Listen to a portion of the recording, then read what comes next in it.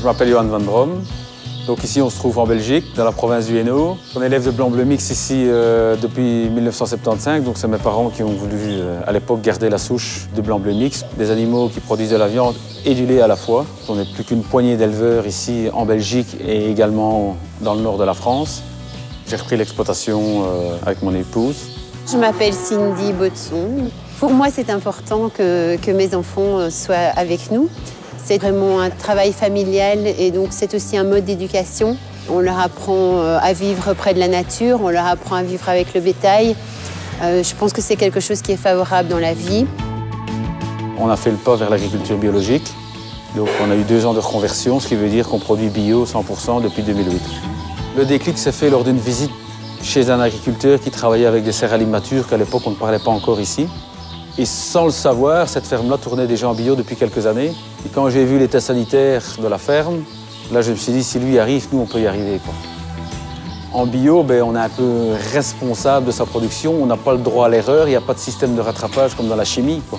Aujourd'hui, on connaît, on sait comment ça va. À l'époque, on changeait tout à fait notre façon de travailler, donc on avait toujours l'inquiétude, est-ce qu'on ne fait pas une erreur? Et une difficulté, c'est vis-à-vis de nos confrères agriculteurs qui étaient conventionnels. Moi, j'ai entendu plusieurs discours de certains qui disaient que, oui, il est passé en bio, c'est le début de la fin, quoi.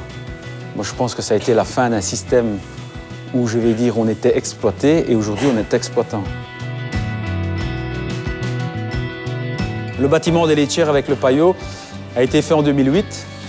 C'est un paillé plein air avec un principe d'auvent sur les extérieurs pour protéger les bêtes des intempéries.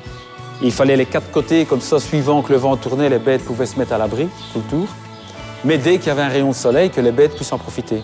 Le principe, c'est d'avoir de la surface, de l'air et de la lumière. Et également de permettre d'avoir un grand stock de compost pour pouvoir fertiliser toute la ferme et être autonome à ce niveau-là. On s'est rendu compte qu'en passant dans un système de paillot, on a diminué nos frais vétérinaires de moitié, quoi. On est fiers de pouvoir donner une qualité alimentaire à la population, à notre échelle évidemment. C'est quelque chose que je veux vraiment porter haut et fort, la fierté de cette qualité et de ce bien-être animal.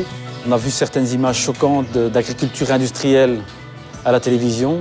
Nous, on n'accepte pas ça non plus. Aussi bien moi que mon épouse que mes enfants, on n'a rien à cacher. Le consommateur qui veut venir voir ici se rendra bien compte par lui-même qu'il y a un certain respect aussi bien de la nature que des animaux, quoi. Si c'est pour faire le métier de manière intensif pour de l'argent, on arrête, on fait autre chose. Ce qui me rend fier dans mon travail, c'est le fait d'avoir su maintenir cette race. Et dans un contexte économique où on voulait de la production intensive et industrielle, on a su gérer notre exploitation, gérer nos frais pour toujours tenir la route. Et aujourd'hui, on est content parce que ça paye cash. Et avec les problèmes environnementaux qu'on a, aujourd'hui, on est montré comme les bons élèves de l'agriculture.